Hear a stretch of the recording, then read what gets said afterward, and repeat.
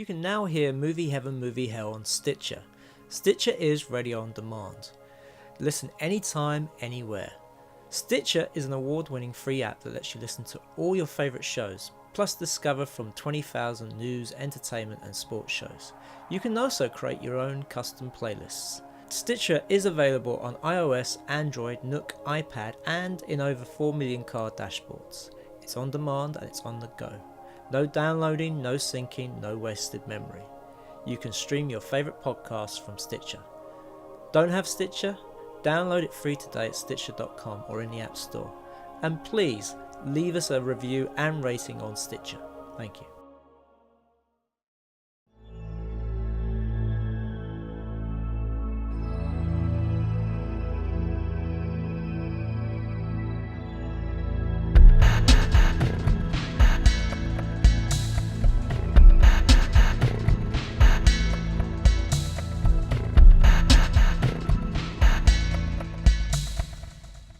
Welcome to Movie Heaven, Movie Hell with me, Simon Aitken, and I'm Keith Eyles, and we are both independent filmmakers who enjoy discussing movies and related media.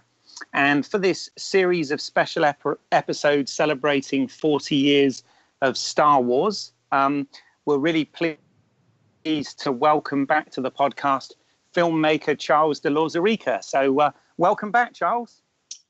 Thanks for having me and for pronouncing my name better than last time. That's great. Practice makes perfect, you know. Yeah. How are you anyway? You well? I'm well. I'm just I'm loving that it's the holidays and can kind of slow down and enjoy life a bit. And it's a good time because it's Star Wars season too. You know, we have a new movie coming out, so I'm very excited about that. Absolutely, and that's why we thought we'd do these episodes to talk about Star Wars, because first of all, it's hard to believe it's been 40 years, which is quite scary in itself. But also, you know, we seem to be in this new wave of Star Wars, if it ever went away at all.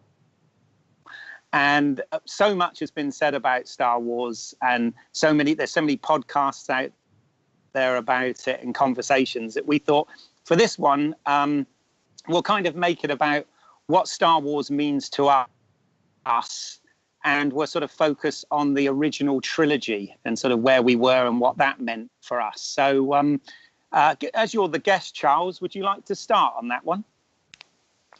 Sure. I mean, I guess I'll just start at the beginning, which was my first memory of Star Wars, which is very vague because I just kind of feel like I just showed up at the theater opening weekend at the Man Chinese in Hollywood with my dad.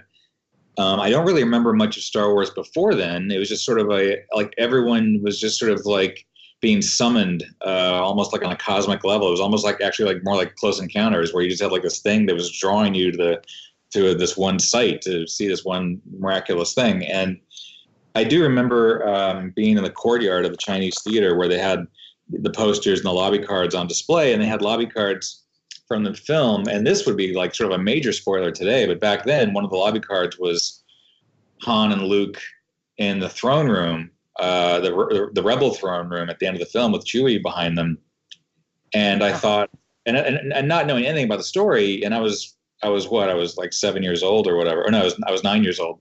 Not knowing the story, I thought, oh, those two guys must have been captured by this giant space ape, and he's taking them to his leader. And it's like that was like my imagined story, because I didn't think of the end of the movie, you know, where they're being rewarded for, you know, defeating the Empire. So that was my first memory of Star Wars. And then, of course, going into the theater and then just like the electricity in the air. I think everyone knew. It was just weird. It was like this weird kind of like kind of almost spiritual, cosmic, religious thing happening where people were like, this is special. We don't know why, but it is. And then when that, you know, the opening Fox fanfare hit, and then the Lucasfilm logo hit, and then a long time ago in a galaxy far, far away, it was almost like this anticipation building. And then boom, the logo explodes on the screen, and then boom, the Star Destroyer flies overhead.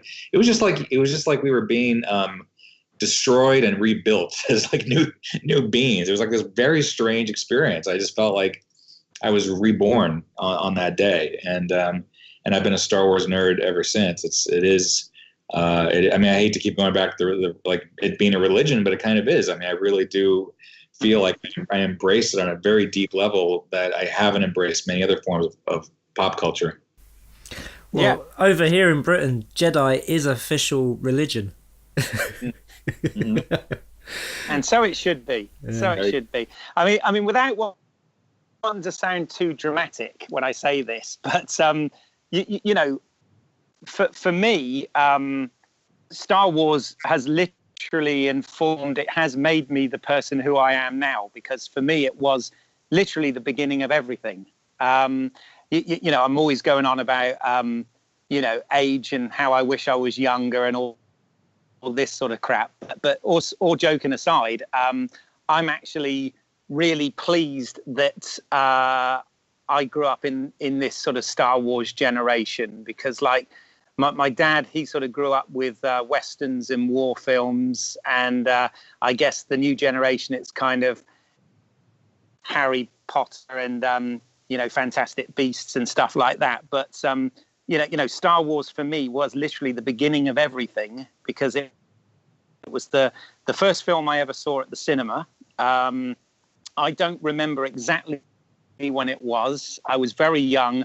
I know that it had already had Lucas's first ever change made to it, which meant it was Episode 4, A New Hope, at the point where I saw it. And I remember that, you know, my mum took me. Star Wars and Superman were the films that mum took me to see, and dad took me to see Star Trek: The Motion Picture and Flash Gordon. Obviously, the latter two coming out as a direct follow-up to the cinematic success of Star Wars. But it was also the first time I'd seen anything about the making of movies. They had on television around that same time the making of Star Wars, and that kind of generated my interest in films. But also just all the things you do as a kid. The first ever comics I had were Star Wars comics, were Star Wars Weekly, long before I had any DC or Marvel comics, you know, any superhero ones. The first novel I ever read was Splinter of the Mind's Eye, which was an Alan Dean Foster novel that came out as a follow-up to Star Wars before Empire Strikes Back came out. The first toys I ever had, first figurines, were definitely Star Wars action figures. Prior to that, I think I might have had a Action Man, which you guys called G.I. Joe out there. I had one of them, and I know I had a sort of $6 Million Man doll, but I can't remember whether that was before or at the same time or after. But definitely the sort of 4-inch action figures and spaceships came out of that before it was just toy cars. My first gun, again, I think I'd had a cowboy gun, but my first gun was like a Han Solo blaster, and I got a lightsaber when they came out. It was the first time I became interested in radio dramas, which is something that I'm now really into. But the Star Wars radio drama was a big part of my life. And, you know, as I grew up and went through Star Wars and started to, you know, move from youth, my first crush was probably Princess Leia in Return of the Jedi, for obvious reasons, right? So it was the beginning of everything, literally. Well, what about you, Simon? Well, being the youngest of us three, I was literally 1 when it came out the first time. Oh wow! But it was the first film I saw at the cinema. I believe I was, you know, that's why I wanted to see, and I must have seen it on the second run, because I kind of vaguely remember seeing it in the summer. And yeah, like we both, Star Wars has always been a massive part of my life. Like you, Keith, first toys I had were Star Wars. I had the figures. I had the dolls. Yeah, I remember having quite a big R2-D2 that I would actually could fit the figures into and make into another ship. I had the cardboard Death Star, which had the garbage garbage bit with, it was just like a bit of cardboard that you moved left and right. And I think, like most of us, I think we played with the toys so much that they got lost or destroyed, and yeah. So it was the first film I saw, and I remember it more being on TV. I remember it being one. I remember being one of the first films I wanted to see so much on TV. I remember where the ad breaks were as well when it was shown on ITV. Yeah. And it was there for most of my life. I mean, I think about when I was about 8 or 9, after Return of the Jedi had long been gone. There was a kind of a break. Other things came along. There was like Transformers and other kinds of toys that came along that sort of took the place of Star Wars. But then with the jump a few years later, when you had the special editions coming out, I got back into Star Wars in a massive way. And what started that off for me was reading Heir to the Empire, which is it was one of the first officially licensed books since Splinter of the Mind's Eye. And reading that, getting into it, and then I got into collecting the figures again. We had the Power of the Force figures, which had a very buff Luke Skywalker, looking more like he did on the poster than the actual figure itself. And I just remember from 97 to about 2000, Phantom Menace did kind of kill it off for me. I was a massive collector. I would go around trying to collect, all the figures, all the toys, the vehicles, comics, all the Dark Horse comics like Dark Empire, and there was loads of different ones. I even had the classic Star Wars, which were stories that were reprinted from the Marvel run. And I had a massive Star Wars collection, which in the end I had to sell only a few years ago to get myself through being unemployed. But I was I still am a big fan. I mean, I enjoy these new films coming out of Disney, and I think it's always going to be there. I mean, even if maybe the quality starts to drop, I mean, I still, it'll still be part of my life. Charles, do you think we were lucky to sort of grow up in the Star Wars generation, if you like, with that original trilogy of films? Yeah, I think it was a very magical time, and especially for kids, I think it fueled our imaginations to express ourselves. Not just buy toys and obsess over, Jawas and droids. It was like, what can we do? And I think that was what was very inspirational about the making of Star Wars documentary that was on television that I remember seeing, like the very first images of, TIE fighter miniatures being blown up against blue screens. And when I was a kid, I'm like, wow, that looks so cool. What is it? I don't even know what I'm looking at. So I want to learn more about it.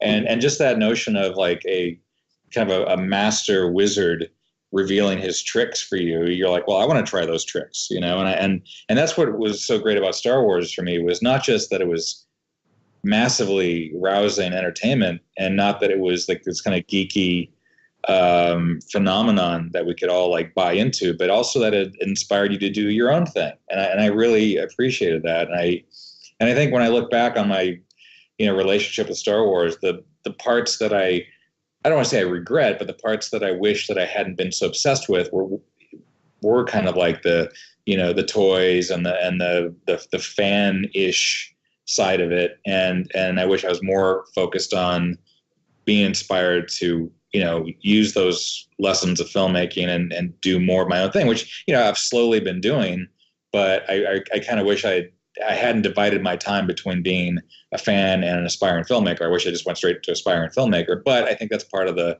blessing and the curse of Star Wars, is that it's a thing that it takes over you as you think you are taking over it. And I feel like it is a very kind of complicated or increasingly complicated emotional and psychological relationship that I have with Star Wars that now I think I feel, fingers crossed, I have under control.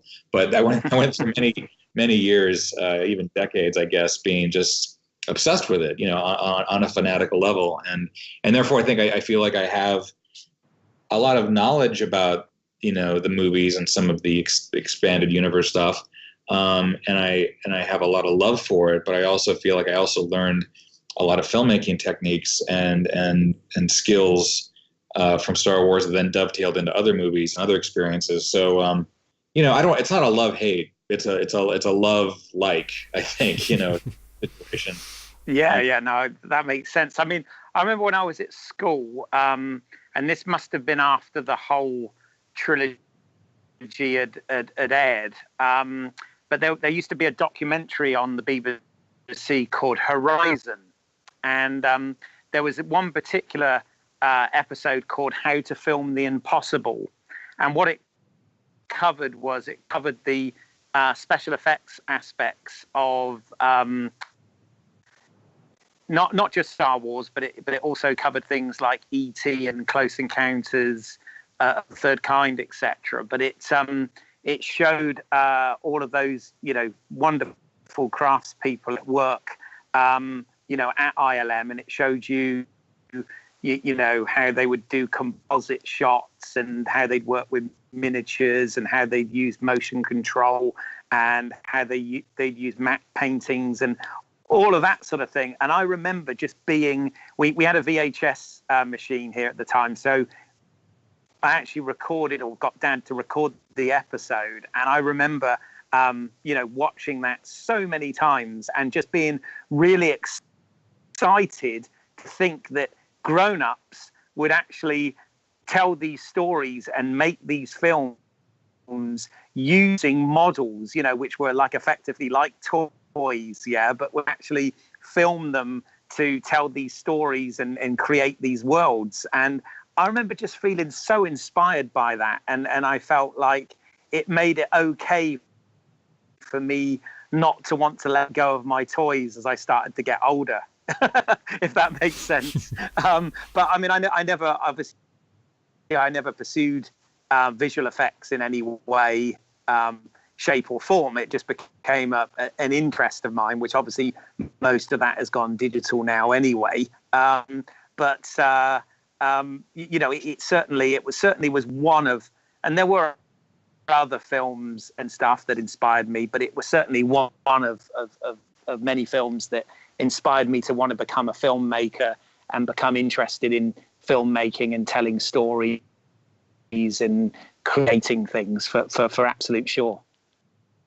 Well, so according to my family, we have a relative who actually worked on the models of Star Wars back in the 70s.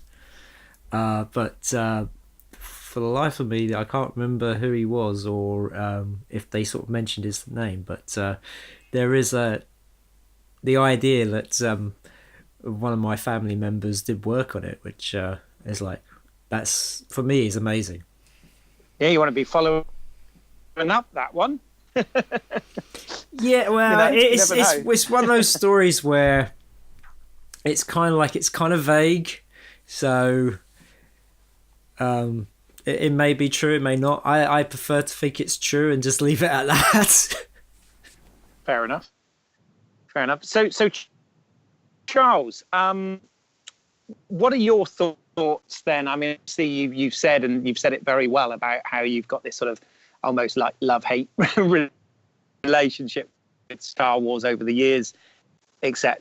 I mean, how are your feelings when, as we sort of approached the late 90s, when Star Wars started to become more popular again, and they started re-releasing the special editions and things of that nature? What were your thoughts on that side of it?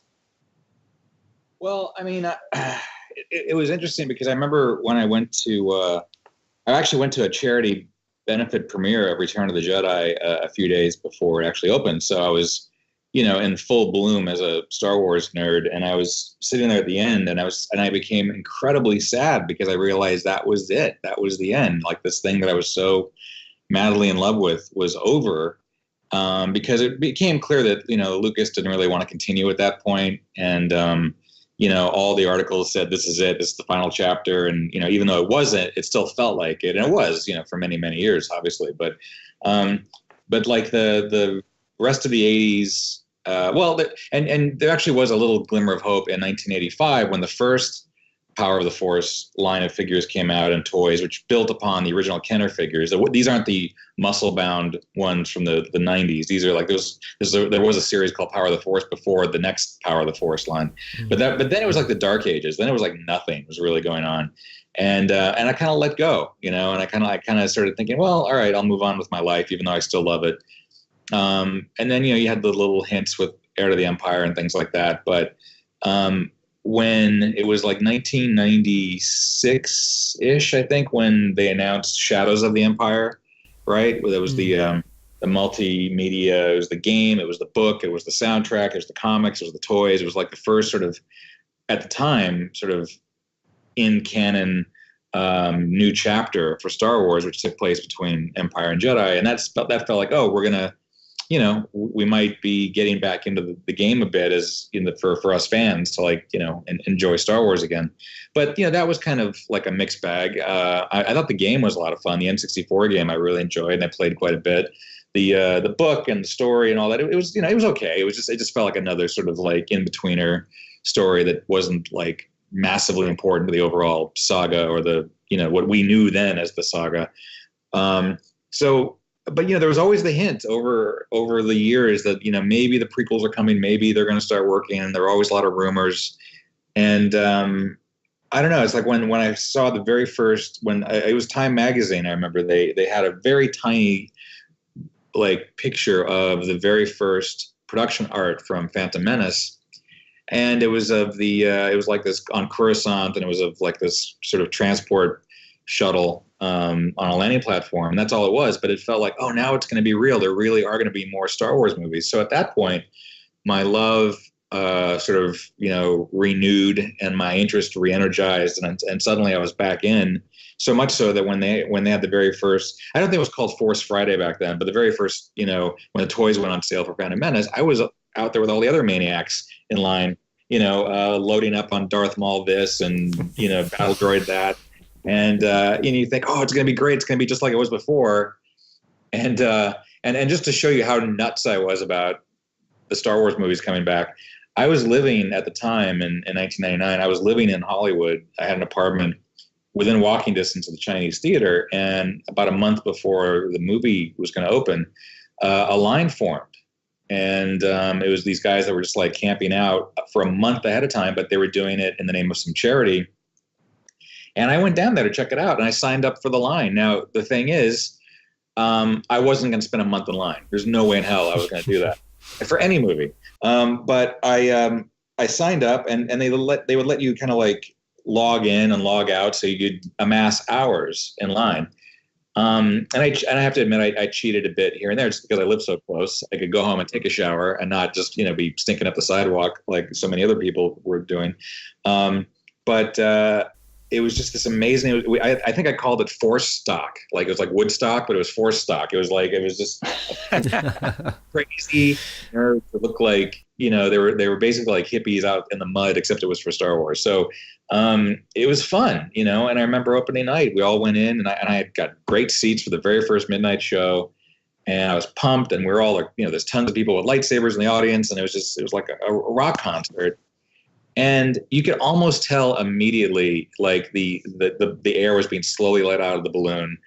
And when Jar Jar has that terrible line as he's kind of following Qui-Gon and Obi-Wan through the woods of Naboo, he kind of says, "Excuse me," and you could just actually a lady about 5 rows behind me actually said, "Oh my God!" And then that just was like poison.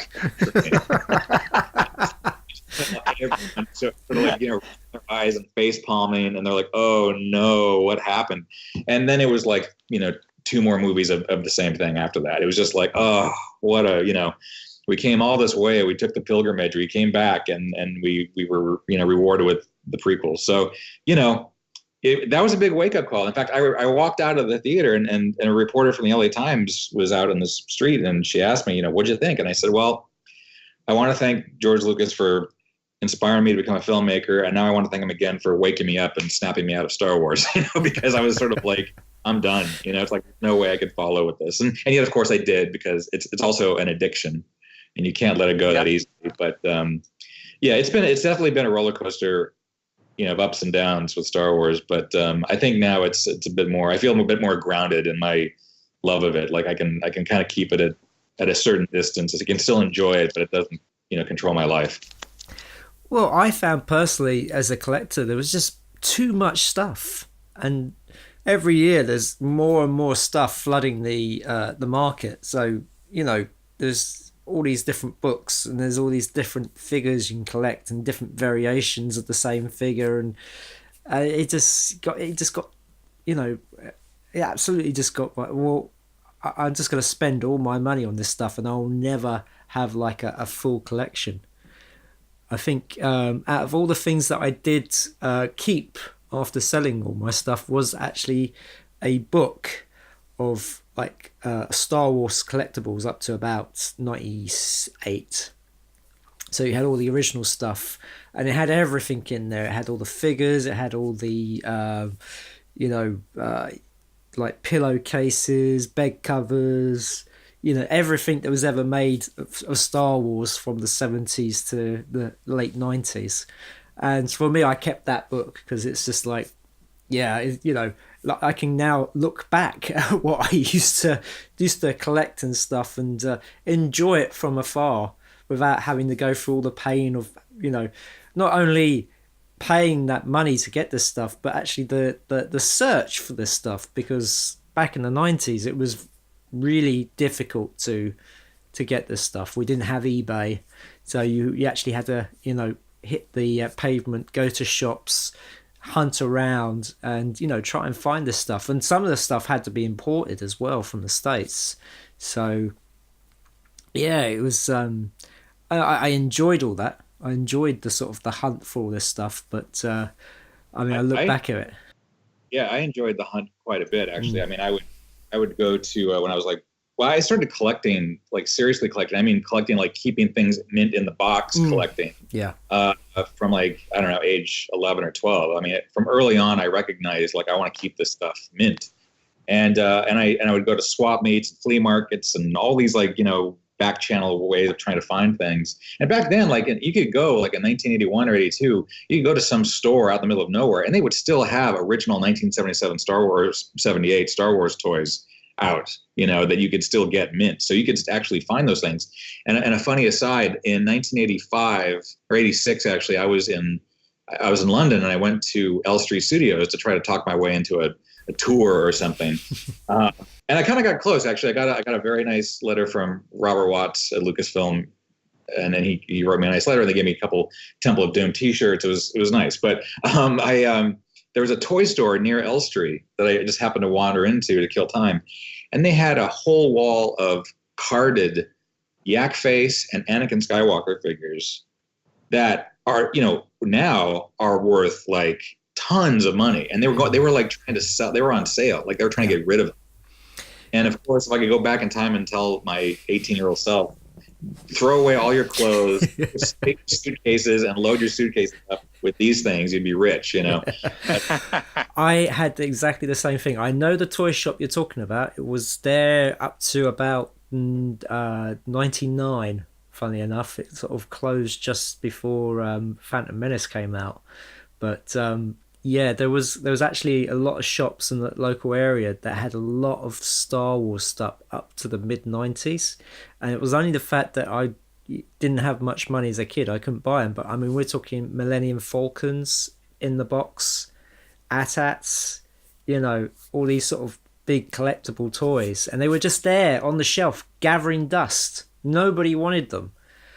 And of course, when suddenly the collecting boom kicked off, of course those shops had gone, or they had got rid of their stock. So it's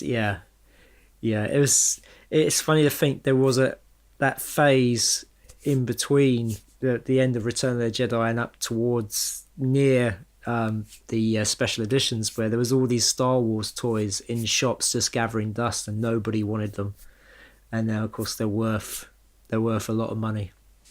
Well, I got to a point where I was trying to like have the world's biggest collection. I mean, no joke. I mean, my room when I was, like 13, 14, 15 it was basically a Star Wars shop. I mean, it was just loaded with mint stuff.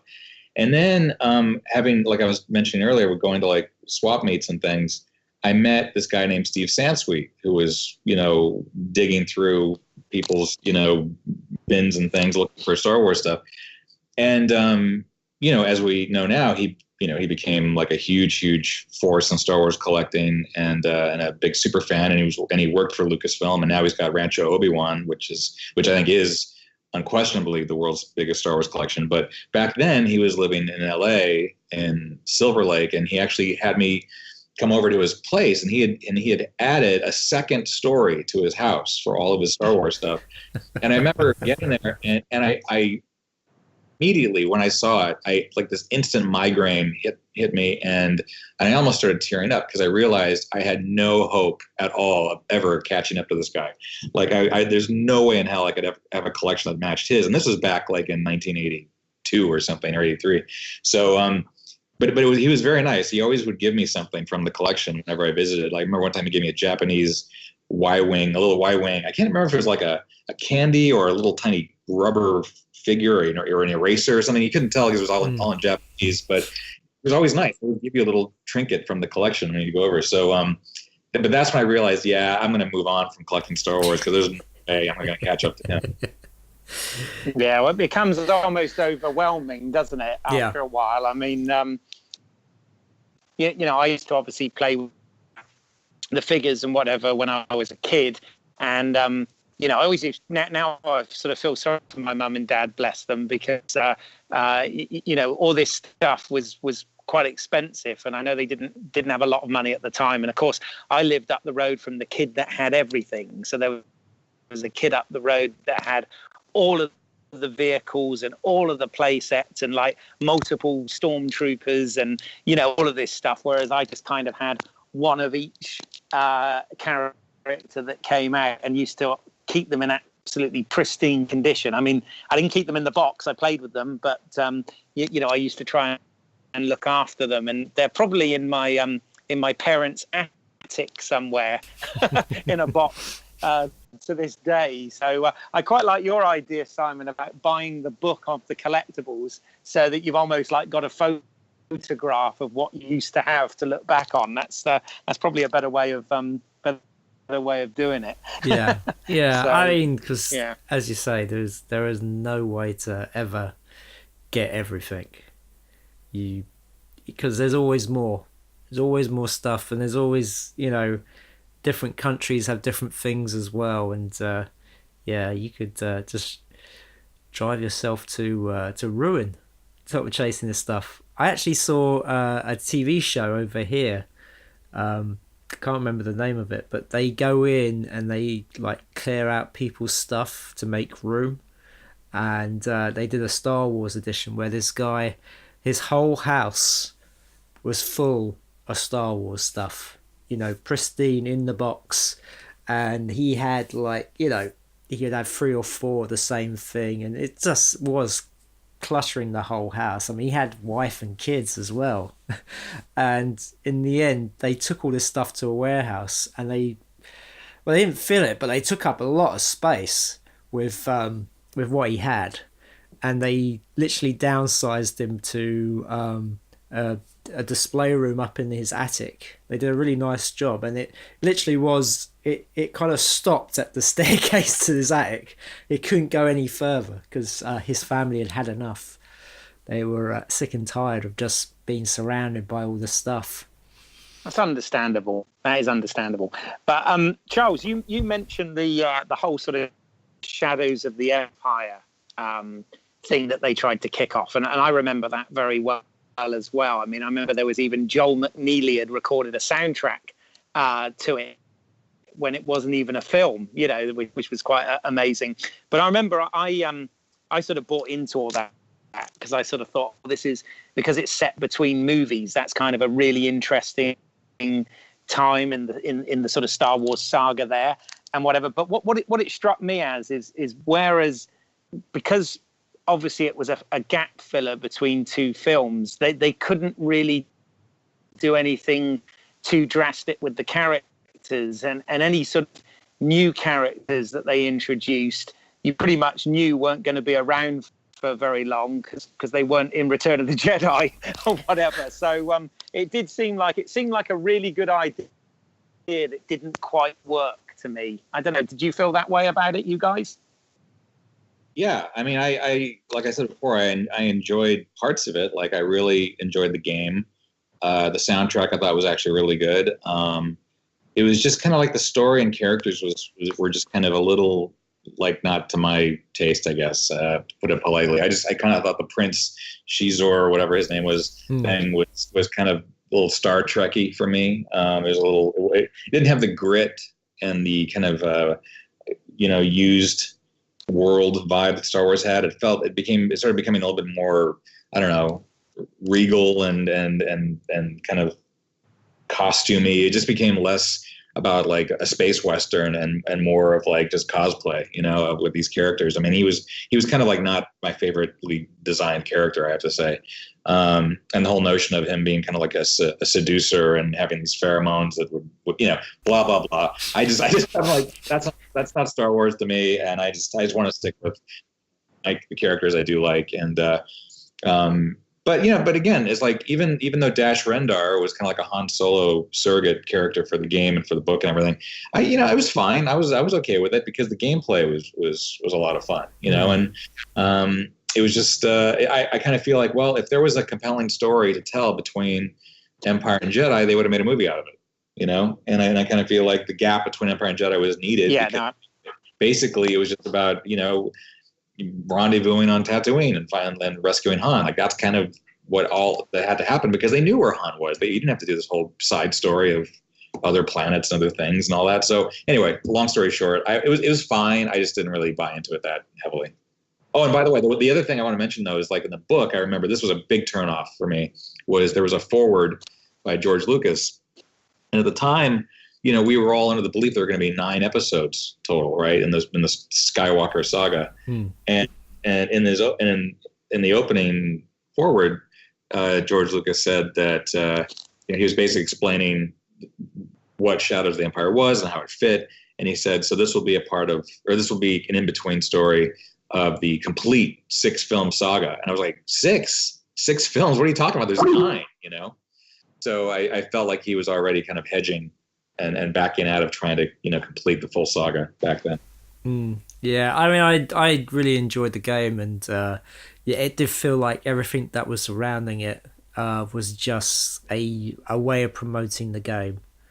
It was a sort of multimedia event that worked well for the game, just to push the game forward. So I had it on N64, and it's one of the things I kept pristine in the box, and actually sold for quite a bit of money. It was quite gratifying to know that this sort of old game people were still interested in, and was able to sort of to sell. But I mean, the game was great for the fact that you got to do the Battle of Hoth, and you got to jump into a snowspeeder and actually, for the first time, feel like you were there, and doing the rope trick around the AT-AT around its legs and stuff. And so for that, I really enjoyed the game. There were some parts of it which I wasn't a fan of. I mean, the kind of like the swoop bikes section when you were going through Tatooine was I remember that not being that much fun. I think it was really difficult and you had to get through it, but the rest of the game I really enjoyed. Yeah, I like that. If I'm remembering correctly, there was like a trash planet, is that right? And there was a train that you had to like ride for a while. That's right. Yeah. and it actually turned IG-88 into a dangerous character. Like I remember him he was like the super boss on the end of that level or whatever. And going from being just basically a lamp in the corner on the Star Destroyer in Empire, he just kind of he's just standing there doing nothing, and then suddenly he's like this badass who's lobbing grenades at you and things. It was nice to see them turn him into a real character and not just a prop. That's it. And I mean, also it was sort of it was nice. It was sort of there was what I'm trying to say is, because we had all these Super Star Wars games leading up to that on the N64. We had like Super Star Wars and Super Empire Strikes Back and then Super Return of the Jedi, the platform games. It was nice then to get a first person shooter that was like a big step up from Dark Forces. Yeah. No, there was I think I played all the kind of console games up until, I don't know, I can't even remember where I bowed out, but I think that Bounty Hunter was maybe the last game I really played all the way through. That was a Star Wars game, because that was actually a pretty fun game as well. And that was a game that proved you could take a Boba Fett character, even though it was Jango Fett in that game. You could take a Fett and make him a compelling protagonist, which I know a lot of people are wondering if there'll be a Boba Fett movie. How do you make him a compelling protagonist? And I thought that game actually did a pretty good job. But I think that was also the last Star Wars game I really, stuck with. Not because I didn't like what came after. I just moved on from games for the most part. But, I think the last one I played was, I think it certainly wasn't these Battlefront games, that's for sure. It was probably trying to think what the name of them was, but you had like this dark apprentice of Darth Vader who sort of turned against him, which they do a lot in these games. Usually you start off as a bad guy and then become a good guy. I can't remember what that game's called now. Must have been great. Fair enough. And I don't know about you guys, but there was always something. Again, when you're a kid, I guess time seems to go slower or whatever than it does once you're an adult. But there was always this massive anticipation between the films, and the fact that we had to wait 3 years, to get the next installment. Obviously, nowadays we're spoilt and we get one every year. But I still, even though I was into other things as well, I still remember I did get the Star Wars comics for quite some time in between those films, particularly in between New Hope and Empire Strikes Back. And but were you guys the same? Could you not wait until the next film and sort of wanted to find your Star Wars fix somewhere, whether it was playing with the toys or reading the comics or what? Did you have that same sort of urge for that? I mean, certainly. I remember after Empire opened and I saw it, and of course it ends on such a powerful cliffhanger. I remember, I can't believe I'm admitting this in public, but I had in school, I had what we used to call peachy folders. They're like these kind of like little yellow folders you keep your school papers in and things. And I actually made like a countdown calendar. I drew it by hand for every day. Because I felt like I was like a prisoner in jail, marking my time until I was going to be released. I would X, I'd X a box for every. I drew out all the boxes and then I X'd them each day until Jedi came out. I mean, that's how ridiculous I was about waiting for the next film, And every single day I would just try to find something that keep me excited about it. And then the great thing is that Lucasfilm they were really great at the long form tease, because like in the trade papers and Variety and the Hollywood Reporter, they released these beautiful, gorgeous, lavish foldouts for Revenge of the Jedi when they announced production was beginning. And I lost my mind because the logo was so different and it looked serious. It looked like, oh, this is something dangerous. It looked like this is like things are going to go dark, you know? And I had that thing on my wall like for years until the movie came out. And every once in a while they would come out with a new thing, you know, a piece of Ralph McQuarrie art or something, you know? And then they were shooting, you know, they shot Jedi in America in terms for the locations. They shot in Yuma, Arizona and Crescent City, California.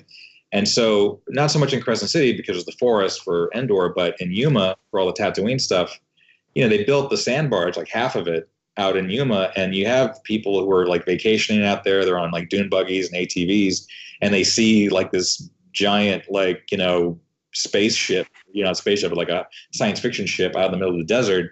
And they're like, what's that? So news started breaking. And even though there wasn't an internet, newspapers were picking it up. And even I think maybe some TV news picked up that, hey, they're shooting Star Wars movies here and you can go out and see them.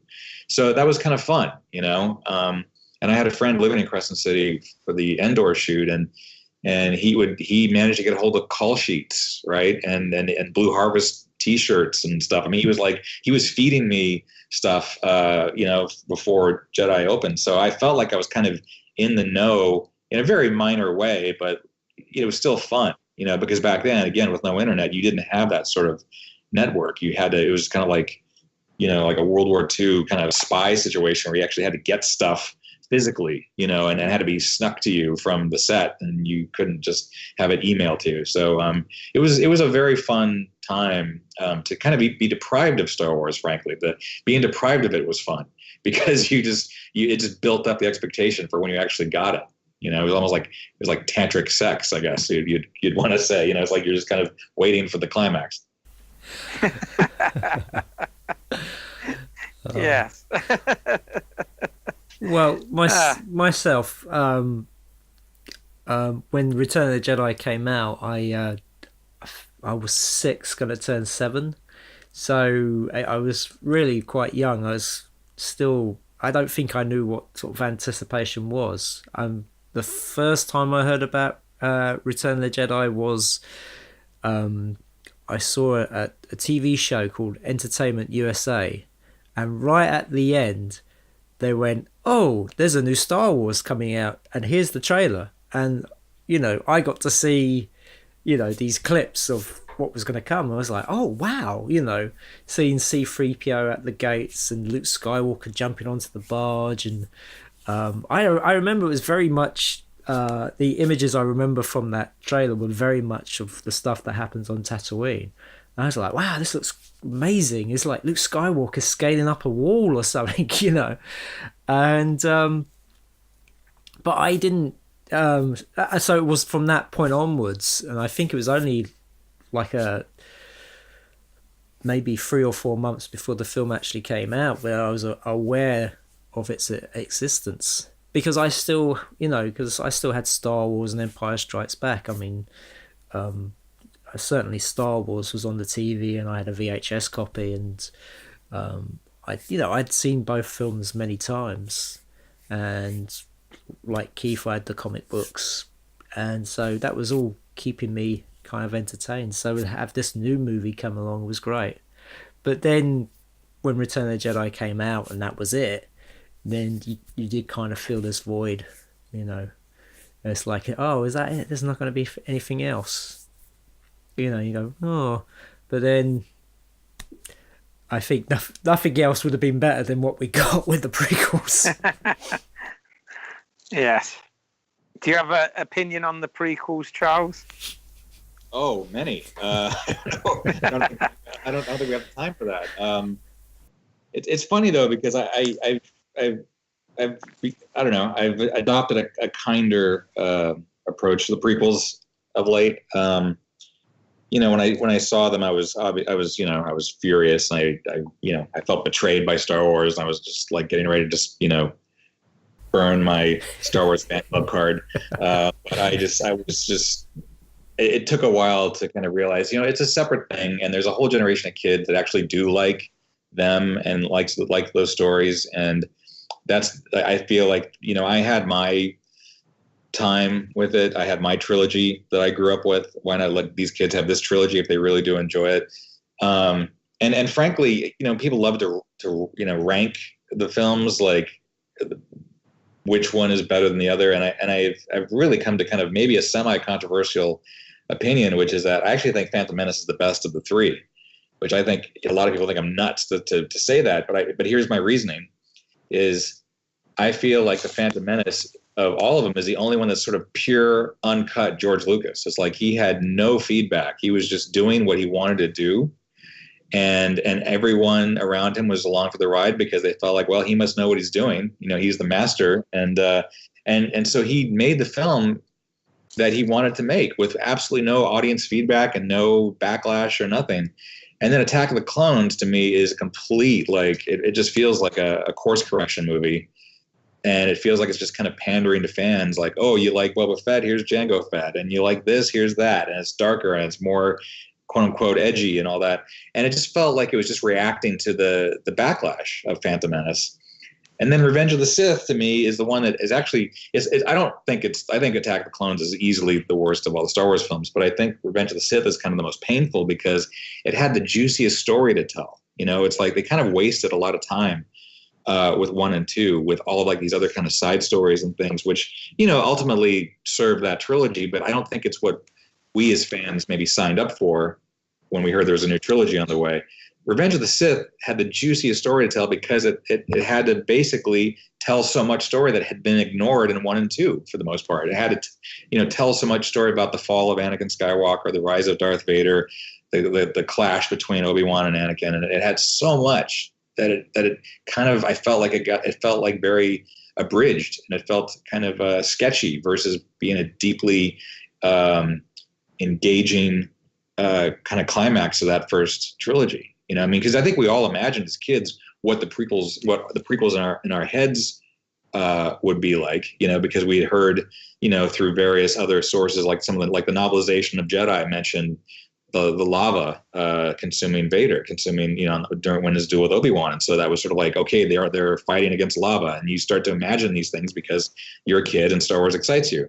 Then you actually see it, and it's this kind of really video gamey, cartoony, like let's swing across chasms of lava and let's jump on these little droids and fight, and it just became kind of like not that really pure good versus evil battle that I think a lot of people were hoping for. It just felt like he was trying to throw eye candy at you and then get as quickly out of that plot as possible. Because like when Yoda fights Palpatine, and then, it's a pretty knockdown, drag-out fight, but Yoda escapes, and then he immediately says, into exile I must go. And I'm like, wait, get back up there. You can still fight. Get back in there and still, go back and fight him some more.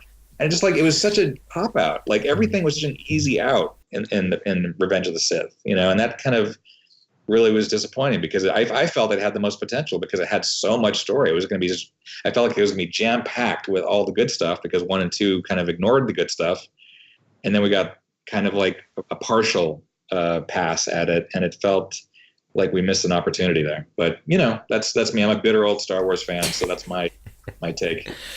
Yes, yeah. Well, we have plenty to say about it in our next episode of the podcast where we go into it. But Charles, what was your initial? What did you first feel about the special editions? When I first heard about them, I thought the idea was sound. I thought it was a good idea to go in and, recomposite visual effects elements and digitally clean it up. And then, we started hearing about, they're going to shoot some new scenes. They're going to add some new this and that. They're going to put in Jabba. And, then I started to wonder, well, okay, I trust them. Let's see how it goes. And I got invited to a test screening at the Star Wars Special Edition. I don't know, it was a few months before it opened. And so it wasn't quite finished yet, but it was basically a big promotional event because they wanted to get a bunch of fans there and then like videotape them reacting to the new cut and then interview us on the way out. And you could tell like the reaction was very divided. People were excited to see Star Wars again on the big screen, no doubt about it. But the changes, I think, ran the spectrum between, yeah, that's a good tweak, to that was a completely unnecessary like error that you introduced into this, like the Jabba scene with cutting and pasting Harrison Ford to walk over his tail was just like so ridiculous. And I'm sure maybe someone thought that was a good idea at some point, because they did it, and they did it again when they took another pass at it for the DVD or the Blu-ray or whatever. So it's just like, I just wish that they had taken a bit more of a restorationist approach and not a revisionist approach. I felt like there was a lot of just tweaking and playing and kind of goofing off with the material to do it, to make it different and to make a trailer that would get people to come out and see it again. Versus what, like, for instance, when I worked on Blade Runner for the final cut, I told everyone, I said, we're going to do the exact opposite of what they did with the Star Wars special editions, which is we're going to take a very fine tooth comb to this thing, and we're going to be very delicate. And everything we change, we're going to have a really good reason to do it, and it's going to serve the story and the character. We're not going to do it just to do it. And I felt like we came out of the Blade Runner experience in good shape, because we were so there's over 100 picture changes in the final cut versus the previous versions, and I doubt most people will catch like all of them. I bet people catch maybe like 10 or 12 of the 100 changes we made. And that to me is a success, because we didn't want people to spot it. We wanted to polish the film and fix mistakes, not introduce a bunch of new things that'll take you out of the experience. Exactly.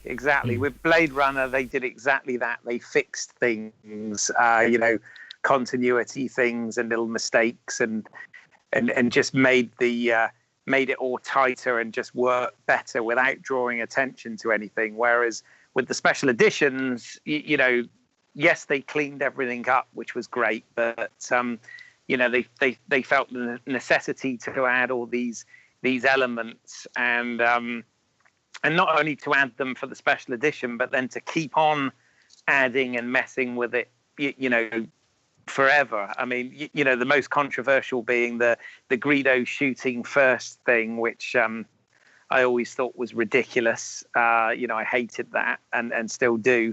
But then there are little things that they did that are barely noticeable that I thought was great. For example, the power indicator on the tractor beam when Obi-Wan's trying to disable it.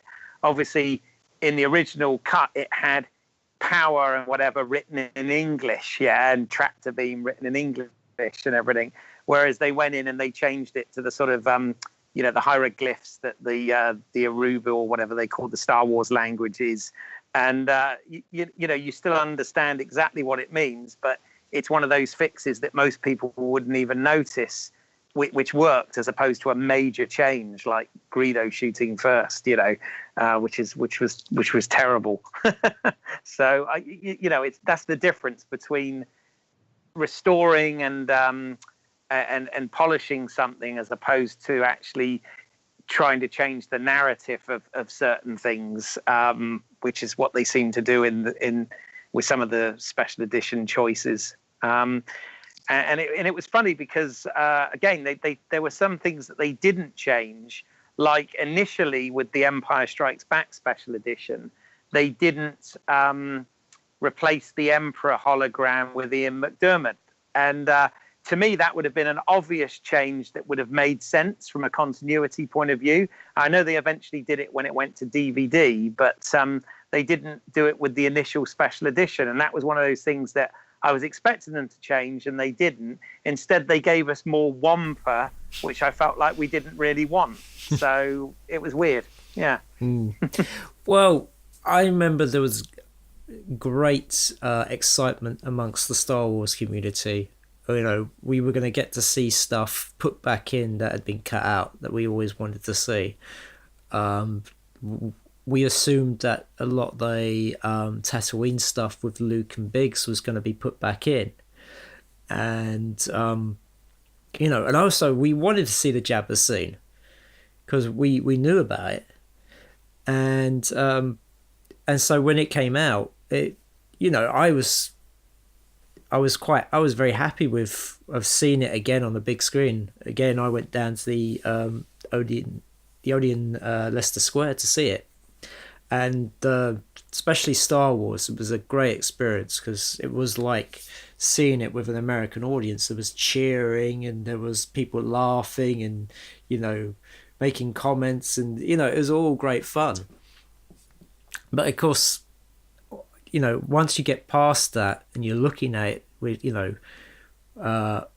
you're going, well, okay, some of this stuff is not needed.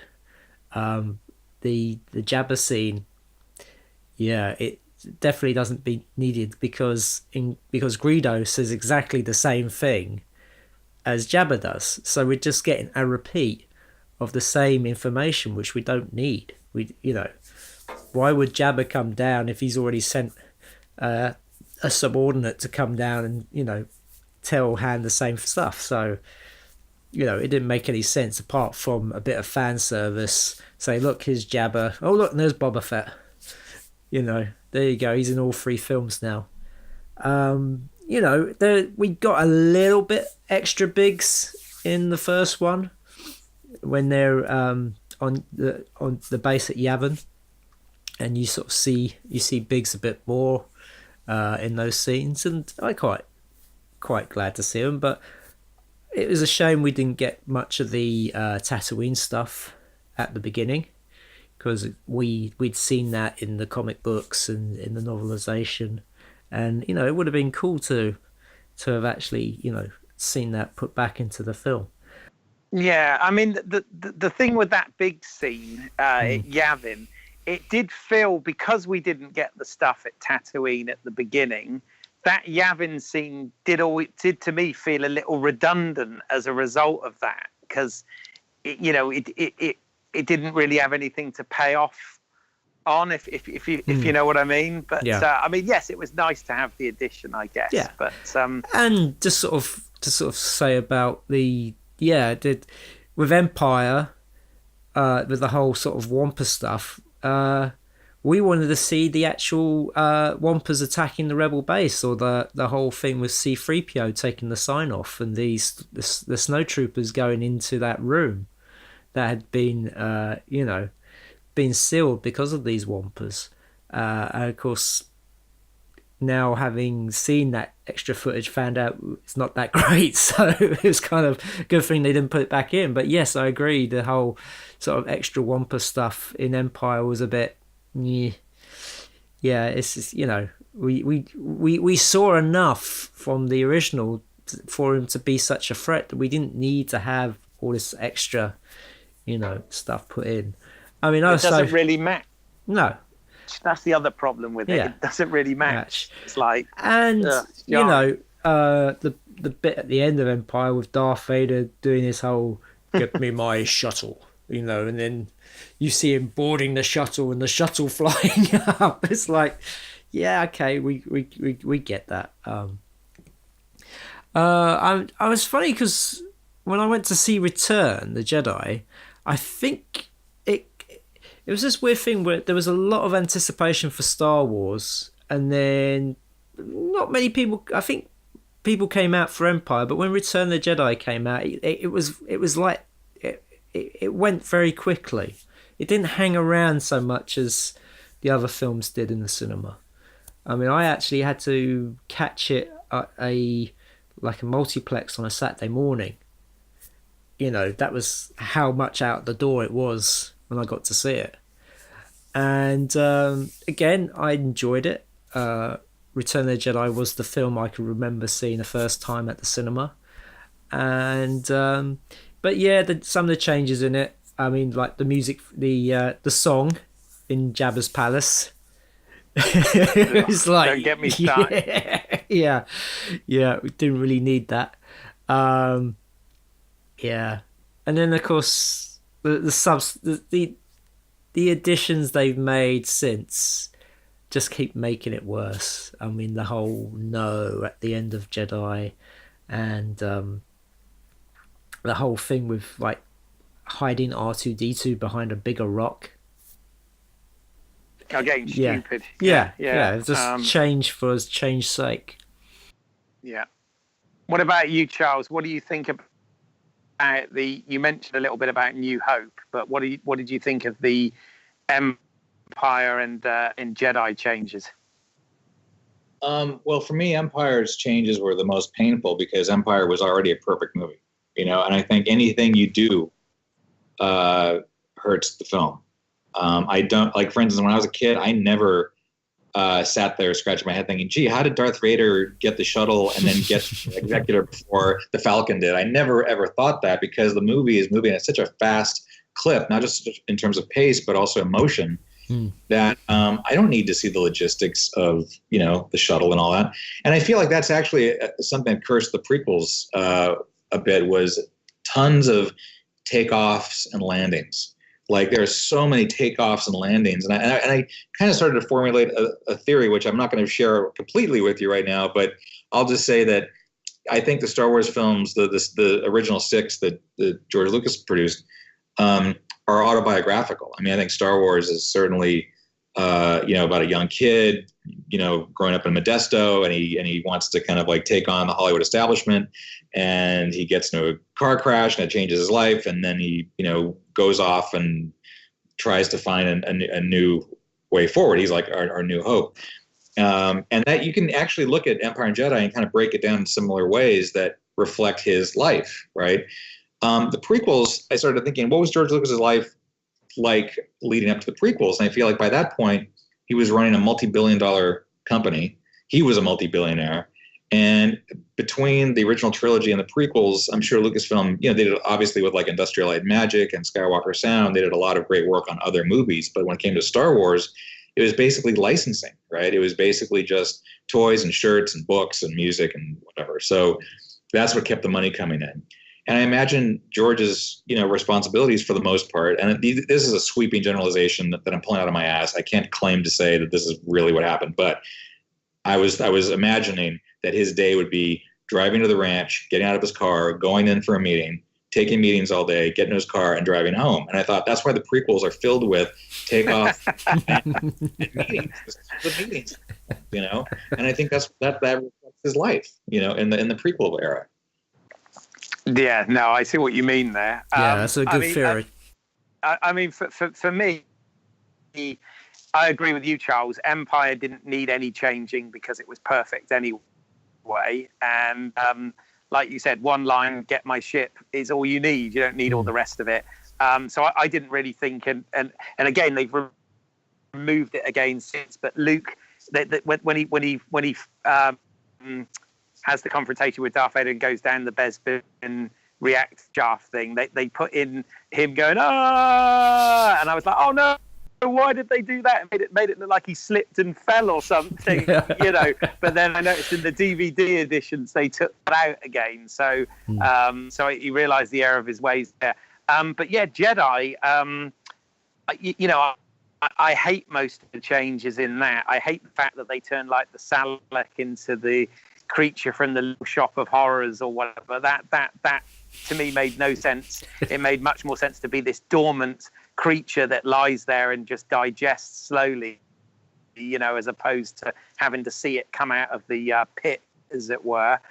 So I didn't like that. The Jedi rocks thing in the palace and Boba Fett being a playboy and all that stuff, again, that just makes me want to puke. And apart from the Ewoks blinking, I don't understand why they had to sort of change the song at the end at all, because I thought, you know, what they'd done previously was fine. So you know, that to me seemed a bit sort of redundant. It almost felt like they were making changes because they felt like they had to, rather than whether they actually needed to. But well, I really quickly, I just, while we're on the music thing, I just think there was a bit of a negative opinion of the original Yub Nub Ewok song in the original versions.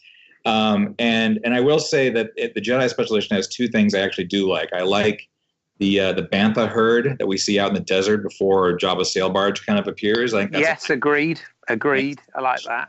And even though I'm not a fan of the montage at the end of seeing all the different planets celebrating, which I don't think makes any sense from a story point of view, I do think John Williams' new Q, Victory Celebration, is lovely. I think it's a more beautiful, kind of almost spiritual way to end the trilogy versus just Ewoks singing. So I think the music is great. I think the montage is off because I feel like, okay, so the Emperor's dead, Vader's dead, they destroyed a Death Star, the Empire took a big hit.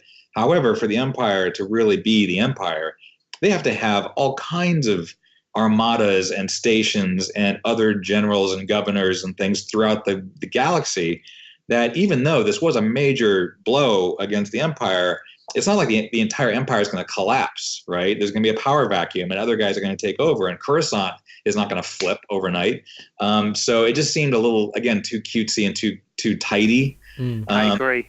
And I get it. I get it as a nice, tidy, like, bow to put on the whole thing, but it just felt like unnecessary. And I do think the music was a better choice, but the actual picture we saw with it, maybe not. Yeah. No, I agree. And my problem with Jedi was always that, you know, it seemed to be tied up in a neat bow.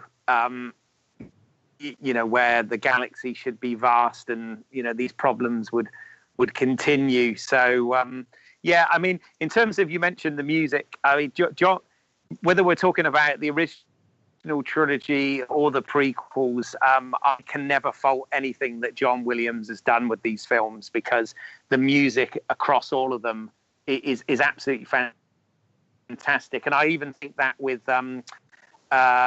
Force Awakens as well. Some people have said, "Oh, the music's not as good in Force Awakens," but I don't agree. I think there's some great, you know, Rey's theme that they've got in that is fantastic. Likewise, people, you know, don't like the prequels, but the love theme in the prequels and the Jedi themes and everything are absolutely fantastic. So I can never fault Mr. Williams. Ever. Jewel of the Fates is a great track. Fabulous. Yeah. I mean, if anything, you know, it's one of the things that's always bolstered these films is the John Williams soundtrack. I mean, Empire was the first soundtrack I ever owned on tape, and I must have listened to that soundtrack 100 times. But another first, absolutely. Yeah. I think Star Wars or Empire was probably the first soundtrack I ever had as well. So yes, it just adds to that long list of firsts that I mentioned at the beginning. But yeah, absolutely. Well, my first soundtrack was Jaws, so it's still John Williams. But I remember I didn't know what a soundtrack was before Jaws, and I thought I would just hear the movie and the dialogue, and when it was just the music, it was such a whole new experience. So that naturally, when that Star Wars double LP came out, I had to have it. And then, of course, actually, this is kind of a funny story. So, you know, the first Star Wars soundtrack when it came out in 77 or 78, whenever it came out, was a double LP. And then when the Empire Strikes Back soundtrack came out, it was a double LP. But Jedi was a single LP. And I remember being at a convention with producer Howard Kazanjian, and he was doing kind of a sneak peek of what was then Revenge of the Jedi. And someone asked him, is the Jedi soundtrack going to be another double LP? And he said, no, it's just going to be a single LP. And the whole place started booing and hissing. And his response to that was, but you can buy 2 records. And like the place almost just like completely like tore the seats out. It was just like, it was like, that's how much people love Star Wars music when they heard they were getting half of what they were going to previously get. But I think the Jedi score is actually beautiful. I think, and you're right, I agree with both of you. Like, everything John Williams does, you can't fault him. I mean, even his lesser scores are better than most people's best scores. So, and the Force Awakens score has grown on me. I mean, when I first heard it, I was kind of like, yeah, it might not be up to snuff, but Rey's theme, and there's quite a few other cues on there. The Jedi steps at the end, I think, is a beautiful cue.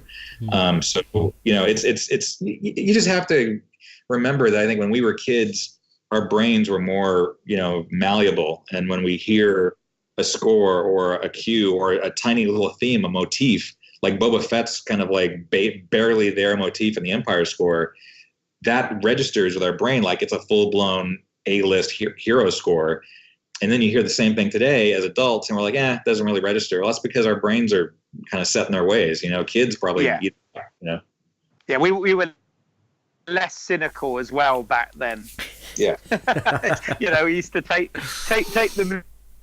the movies for what they were and sort of necessarily analyze them in the same way that we do nowadays as fans and filmmakers and adults. But absolutely. But I want to say that, you know, the late 70s and 80s was a golden time for soundtracks, because, you know, I remember as a kid in the playground, you know, you had a theme tune for everything. So if you were Superman, you had Superman, or if you were Star Wars, you had the Star Wars theme. You know, imagine kids trying to be, you know, being Superman now with the Man of Steel theme. Try humming that. Yes. Well, so much so that they're going back to the Williams cue in the latest film. But yeah. The music definitely can't be faulted. So, Charles, beyond obviously we've talked about, well, we've even touched on the prequels as well as the original trilogy and the special editions. You know, beyond that, how are your feelings on the Star Wars movies that we're getting now? Obviously, you haven't seen the latest one yet, but the two that we've had, you know, what's been your thoughts on those? Well, I mean, I'm really curious to see where they go. I think it's a really bold and dangerous and exciting sort of mission they've set out for themselves. I'm seeing The Last Jedi a week from today, which as we're recording this.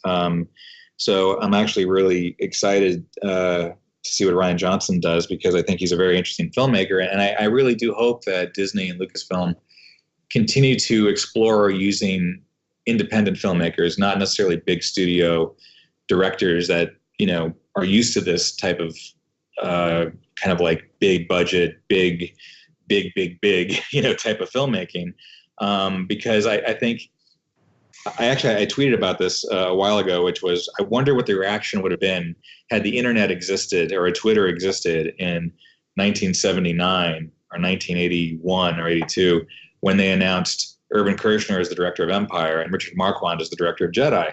People would be probably like saying, huh? Who are these guys? Because they weren't A-list household name directors. They were very interesting indie or journeyman directors, you know. And I think that worked great with Empire. And with Jedi, it was a different situation, because I think George took more control over Jedi because Empire went a little bit out of control, which frankly, I think why it's a more interesting movie. But I really hope that the powers that be continue to look at indie directors from different backgrounds. I mean, I know that's kind of backfired on a couple other selections, because, I mean, again, it's kind of weird that we're seeing these public firings or these directors are being let go. But I don't think that should dissuade them from taking chances, because George took an amazing amount of chances with the original trilogy and even the prequels. I mean, he was always taking chances. He was always rolling the dice. He was always doing crazy things. That's why I think Star Wars is so amazing, and Indiana Jones and everything else he did, because he was always trying to do something different and go against what made common and conventional sense. And I hope that the new Star Wars films don't fall into that trap of being just Hollywood conventional sense movies that a committee agreed upon and it ticks off all the boxes and gets them all the numbers they're looking for. I hope they take chances. And I feel like they sort of are taking chances, except when it blows up and then they go for someone safe, like Colin Trevorrow on Episode 9. That was an interesting choice. It's not one I would have, you know, picked out of a hat, but the fact that it went to J.J. Abrams seems like, okay, we took a chance and that didn't work for us. Now we're going to go with a known commodity, a closer, basically. And I get it. I just hope that doesn't continue. It's like, I hope they still take chances. Like, that's my big message to anyone listening, that for all the ongoing Star Wars films, the Lucasfilm 2.0 movies, I feel like I just don't want them to, you know, become boring or expected or the usual. And I'm really excited about Rian Johnson doing a new trilogy that has nothing to do with the Skywalker family story, you know, and I'm really curious to see what that is and how that develops, because I think the Star Wars universe is rich with possibilities. And a lot of times you think, well, if they're just going to do like a Han Solo movie or a Rogue One or a Boba Fett movie or whatever, they're going to run out of ideas pretty fast, because Star Wars doesn't quite have the deep bench that, say, Marvel has. Like, Marvel has so many A, B, C, D list characters that they can throw at stories, because Iron Man wasn't an A-list Marvel character, you know, and they turned him into a franchise. So that's why I think the Rian Johnson trilogy, it'll be very interesting to see, because it might give Star Wars a whole new life beyond what we even understand at this point. And that's extremely exciting. Yeah. And what about, what have your thoughts been on the, I mean, you touched on it very briefly there, but on the anthology movies? I mean, you know, do you think those ones are a good idea? Or do you think they should just go the route of new trilogies rather than these odd anthology type films? You know, I don't know. I think we need to see more of this kind of template that they're building. I think that Rogue One got a lot of stuff right, and I mean that whole ending with Vader was some of the most exciting Star Wars I'd seen since Empire. Frankly, I mean that was the Vader we always wanted to see, and we never really did get to see. So that was great, and I think that the sort of the look and the feel and the texture of Rogue One felt authentic, and it felt like legit old school Star Wars to me. So I'm always happy to see that. I mean, again, because like we said, we're all kind of bitter old cynical Star Wars fans. It's like we can nitpick these things till the cows come home. But I think that I'm trying to look at the positive in everything, and that's why I'm really curious to see Last Jedi, because now we're going to get to see if the Rey, Finn, Poe, storyline is worth following till the end. And of course, yes, we're going to watch all of them. We're going to be there opening day for all of them. There's no doubt about that. But will it rank with the Luke, Han, and Leia, group? We certainly know Luke, Han, and Leia are more interesting and more compelling than the Anakin, Obi-Wan, Padme situation. But I'm curious if the new guys will leave us with a trilogy that stands up with the original trilogy. I think it's too early to say, but it's hopeful. I mean, I was really impressed with Force Awakens in terms of how quickly I became engaged by the characters and how quickly I liked them and that I was interested in them. Even Kylo Ren, I thought, was a really compelling, kind of a hipster whiner villain, but that's fine because that's what kids are today. It's like these films should reflect the current generation. And I was really impressed with how Force Awakens got the characters right. It got kind of like the heart and the tone right really well. I had some issues with the world building and textures and design, and again, stupid geeky stuff that most people don't care about. But I think Rogue One did the opposite. Rogue One got the world right, and maybe the characters could have been better. So I'm keeping my fingers crossed for Last Jedi that they bring it all together, for the first time in this movie. Yeah. Yeah, I seem to remember, I don't know whether it was you said or someone else who said, but I thought it was a really good point that the only disappointment, the only thing they feel robbed is the fact that you're not going to get Han and Luke together on screen again. Was it you said that, or was it someone else I was speaking to? I can't remember. But that's unless we have some flashback or anything, that's going to be unlikely now, isn't it? Yeah, no, I mean, I agree. It's like that is a big regret that we're not going to see.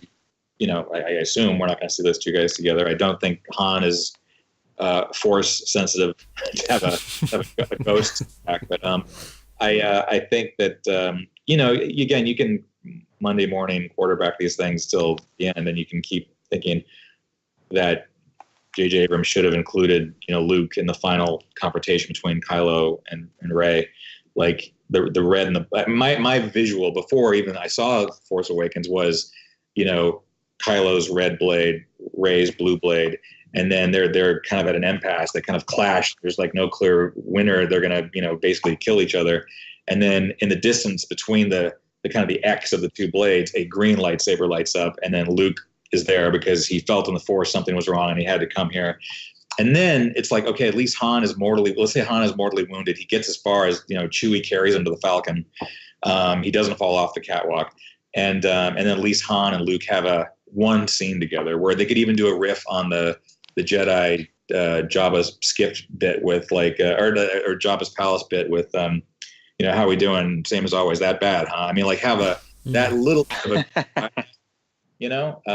but maybe flip the lines where the other character says it. But again, that's all like fan wank. That's all kind of like, we want to nitpick the movie. We want to make it seem like we had a part of it. But I think That's my only regret. It's like Han and Luke won't be reunited. And I hope in Last Jedi, I hope at least Luke and Leia have a reunion. You know, I mean, that's not guaranteed either. We don't know that from anything we've seen in the trailers or anything. So hopefully they have a moment or they have something together. And then, by the way, this is going to be devastating because, I mean, the death of Carrie Fisher really hurt. I mean, I don't really get that upset about the passing of celebrities because they're not personal friends, they're not family. But that one hurt because, as you know, we talked about earlier, it's like, you know, Princess Leia was an early crush for a lot of us, you know, and I think that, you know, I did have a bit of weird, distant love for Carrie Fisher via her, you know, role as Princess Leia, and I that really hurts. So it's gonna, every time I see her in a trailer, I know when I see this movie, her first scene, I'm gonna be bawling my eyes out, and her last scene, I'm gonna be bawling my eyes out, you know, and I hope I can survive this first screening because I know it's gonna hurt. Yeah. No, definitely. Like I said, first crush, you know. But no, it's going to be interesting to see where that all goes for sure. And I always like that line in Jedi where, you know, Han and Luke have that exchange about how we doing, and, you know, same as usual, that bad her, because, you know, that used to really make you realize that, you know, they had many adventures between Star Wars and Empire as well, you know, and you really felt that there was that sort of, they had that history and they'd done a load of stuff which used to sort of blow my headcanon mind, you know. I used to think, that's awesome. And yeah, I mean, Rogue One for me was, this time last year, was just like a massive treat. You know, I'd never been so excited in a climax of a film at a cinema in a long time, and I had just the biggest smile on my face for that whole Darth Vader kicks ass scene, you know. And you're right, we'd been wanting to see that ever since like Empire Strikes Back, really, you know. So yeah, that totally works, and I was very happy. Are you into any of this expanded universe stuff in terms of Clone Wars or Rebels or anything like that, or have you not really sort of invested time into all of that stuff as well? I've sampled it. I have not seen every episode of Clone Wars or Rebels. I've seen a few. And like my friend Steve Melchin was one of the writers on Rebels, so it's like I felt a need to at least, you know, see some of his work and, like, you know, support. But I kind of just it's not that I'm not interested. I just have other things I want to spend my time on. You know, I feel like I've given Star Wars a huge chunk of my life. I feel like I can now take some time to myself, and we're trying to work on my own things and explore other parts of the world, not just Star Wars, not just movies, but life. You know, there's a whole big world out there, and if I were to sit and watch every single Star Wars thing, because there's so much. It's like, it's not just the merchandise, it's the content. There's so much stuff being produced that we'd never get anything done. You know, so it's like I'm excited that people love it. I'm really happy that there's fans for Rebels. And Clone Wars and everything else is yet to come. I'm sure there's going to be a TV series soon and probably more animation. And I'll always be curious, like, if they have a concept that I feel really speaks to me, I'll jump in. Sure, I'll check out everything, and then if it feels like it's connecting, I'll stick with it. And if not, I'll say, well, that was, you know, it was interesting. I'm glad they took a shot at it, and hopefully it finds an audience. You know, I mean, I'm never negative. It's like I'm always hoping these things work. It's a matter of time, frankly. It's like when you talk about TV shows in general, we're in like this amazing golden age of television where there's just so many TV shows, and you keep saying, yeah, I got to add that to my list, or I got to add that, you know, I got to binge that. And it's just like, we're spending all of our time watching awesome television, but we're not really living our lives. So that's my message of the day.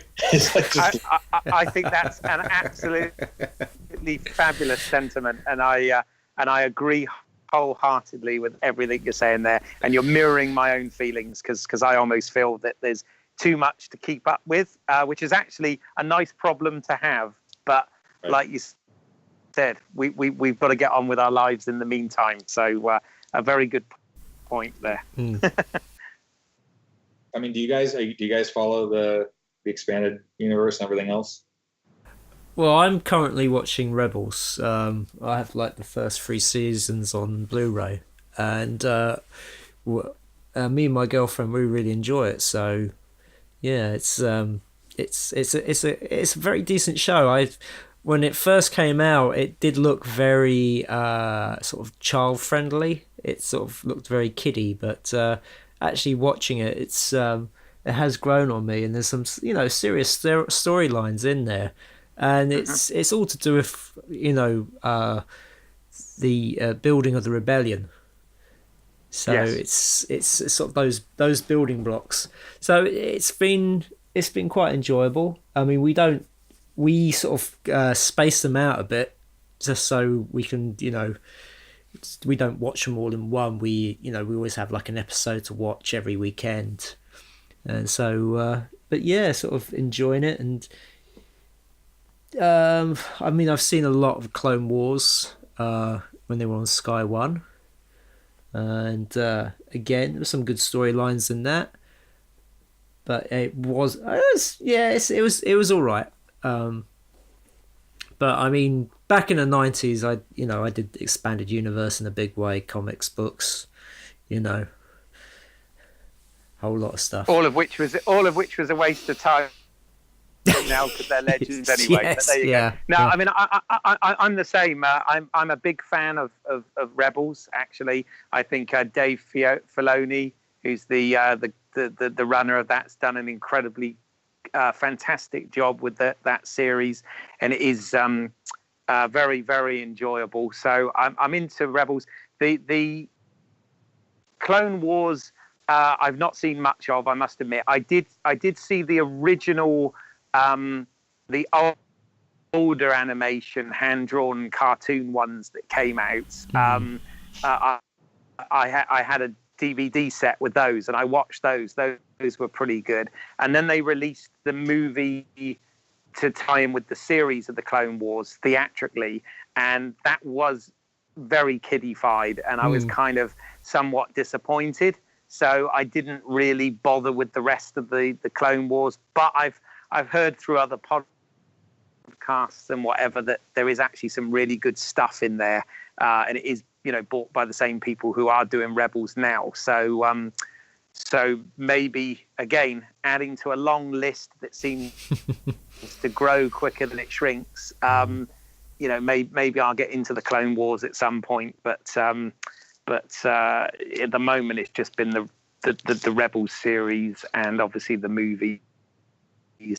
And I have to mention this just because back in the day I was an absolute mega fan of the radio drama of Star Wars. I still think, directed by John Madden and written by Brian Daley, I still think that even by today's standards, they hold up incredibly well. And in my head canon, definitely some of the stuff in that is canon to me, even though it's not official canon now because Rogue One has changed a few things from it. And even back with the special editions, they started to move away from what they'd set up with the radio dramas. For example, the controversial Jabba scene that we've already talked about. In the audio drama, it isn't Jabba, it's one of Jabba's henchmen called Heater, who goes to confront Han and Chewbacca at the docking bay. And Heater actually says, listen, if you don't pay us, we won't just send another Greedo on your tail. Next time we'll hire Boba Fett himself. And again, I always thought that was amazing because it made Boba Fett this larger than life, mysterious character. And I kind of felt that when they did the special edition and he just happened to be there in Jabba's posse, it was like, I thought the audio drama actually handled that better. But again, that's just my sad, geeky headcanon stuff. But I have big love for that. Yeah, I loved the radio shows. I thought they were great, and I love that they had to they forced you to use your imagination to visualize the scenes that weren't in the movies. You could sort of take the visual DNA of what you know from the movies, but you had to kind of create and visualize your own worlds for these little side stories and things that appeared in the radio drama. So I always look forward to them. I would just literally turn off the lights in my bedroom and just like listen to the radio, and it was a kind of a magical thing, actually. Then it kind of kept it alive, because back then we weren't quite in like, you know, the home video era. I mean, we did have obviously like some VHS and stuff, but it wasn't quite as prevalent as today. So it was another way of keeping it alive. Absolutely. Agreed. And of course, you know, they had many scenes that weren't in movies, you know, intertwined within the storyline. And also they had things from other characters' point of view. So, for example, the bit where the Millennium Falcon is taken onto the Death Star in New Hope, you know, we get that as a reveal with Han and Luke and everybody being under the deck plates. But in the audio drama, they do it from the viewpoint of the Millennium Falcon passengers. So they're all arguing about what they're going to do, and you know, they're trying to get into the deck plates. They're moaning because there's not a lot of room there, and there's all this anticipation, and you know, they're trying to shut C-3PO up because he like has a fit when they hear there's stormtroopers and all this sort of stuff. And I love that, because in my head I think, well, that's what was going on the bits that we didn't see in the movie, you know, and it all makes total sense and works. So yeah, I need to get a life. I know. I mean, just wait until the Disney parks, you know, open the Galaxy Edge, you know, world. You have to go in person and visit Star Wars, and you know, go to Florida or Anaheim and get immersed in it in real life, because that's going to be a whole new thing. I mean, I don't know if you guys are following that at all, like the whole Disneyland and Disney World Star Wars parks, but it's pretty amazing what it seems like they're coming up with. In that they're going to be experiences tailored just for you, and it's going to continue on with like the Star Wars hotel that they'll make, where it's kind of like you're going to be living almost like a role-playing game. It's going to be like David Fincher's The Game, except Star Wars. You know, it's going to be kind of interesting. Yeah, I was in Florida last month, actually, and you know, obviously they've got quite a bit of stuff promoting that for when it comes, and I just, you know, it just makes me want to be a kid again. I'm like, oh no, I so want to be a child and just do this stuff again. But yeah, something to look forward to for sure. Yeah. I bet it'll be expensive though. Oh, of course. And we'll spend the money, as we always do. Indeed. Well, I think that's a good place to end it. I do. Yeah. Yes. So, Charles, where can people find out more about yourself and your work? Well, if you can spell my name correctly, you can just Google me or whatever. But I mean, I'm on Twitter at Lazarica, Lauz or Zirika, and you know, Instagram and Facebook and all that stuff, and just I don't know, if you care about what I do, you can just search it up. It's kind of weird. I always feel bizarre promoting myself on social media when it's like, if you care, you can just look me up. But there you go. That's my half-assed. You've done so much, though. I mean, you know, any aspiring filmmakers need to look at your documentaries that you've done on those films. You know what I mean? So people should look you up, and they should check out your work for sure. And we're really pleased to have had you on as a guest. So thank you, Charles. I appreciate you guys having me. And if I can just do one little bit of self-promotion. By the time this is on, it'll probably already be out, but I have a little piece of the new Twin Peaks box set, the new television show, the 2017 series. I have a little half-hour piece that I shot and put together from the set, which it would turn out to be kind of a lot of fun. So I hope if there are any Twin Peaks fans out there, to check out the new box set that's coming out tomorrow here as we record this, but it should be out soon everywhere else. It was released in the UK today. Actually, it is actually in blue DVD and Blu-ray stores today here in the UK. Great. Well, there you go. And it says contains over 5 hours of bonus features. I haven't bought it yet, but tempted. You have to get the Blu-ray, because the Blu-ray has I think it's 8 hours. The Blu-ray has like an hour and a half more that the DVD doesn't have. So make sure you get my stuff is on the Blu-ray, not on the DVD. So be sure you get the Blu-ray. There you go. Fabulous. Thank you. And Keith, that's a whole nother podcast. So, Keith, where can people find your work? Okay, if you go onto YouTube and put in British Eyles, spelled Eyles, as in my last name, there's some short films there that I've made. Otherwise, if you check out my name on IMDb, you can see other things I've been involved in, or you can get in touch via the podcast.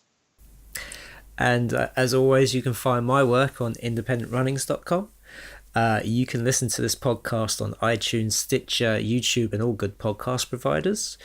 You can follow us on Facebook and Twitter. Just search Movie Heaven, Movie Hell. And please leave us a review and rating on iTunes and Stitcher. It all helps. So that just leaves me to thank Charles again for coming on. Thank you. And we hope that you join us for the next episode of Movie Heaven, Movie Hell.